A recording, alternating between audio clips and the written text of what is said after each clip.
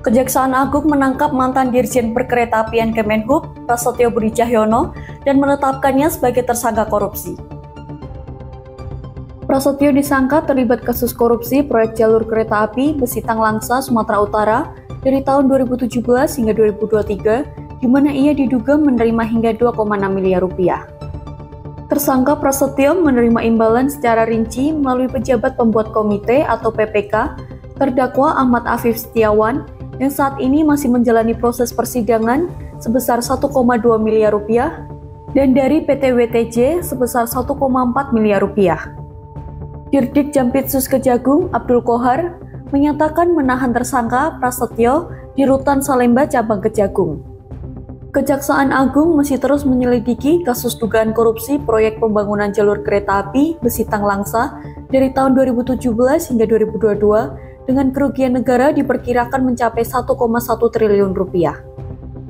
Kapus Penkum Kejagung Harli Siregar menyatakan tim penyidik juga telah menyita aset berupa 36 bidang tanah dan bangunan milik 7 tersangka di Aceh, Medan, Jakarta, dan Bogor dengan total luas 1,6 hektar. Kejaksaan Agung memeriksa 5 saksi dari pejabat Kementerian Perhubungan terkait dugaan korupsi proyek pembangunan jalur kereta api Besitang Langsa dari tahun 2017 hingga 2023.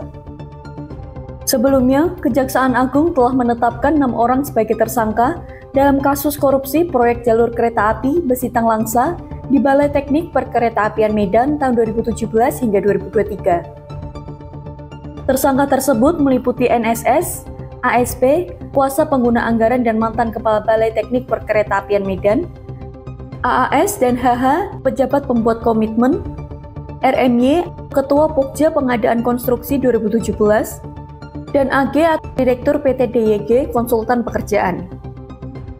Pada kasus ini, pelaksanaan proyek tidak mengikuti ketentuan studi kelayakan dan penetapan jalur oleh Kementerian Perhubungan. Para tersangka dijerat dengan Pasal 2 Ayat 1 dan Pasal 3 Jo, Pasal 18 Undang-Undang RI Nomor 31 Tahun 1999 yang telah diubah dan ditambahkan oleh Undang-Undang RI Nomor 20 Tahun 2001 serta Jo, Pasal 55 Ayat 1 ke 1 KUHP mengenai pemberantasan tindak pidana korupsi.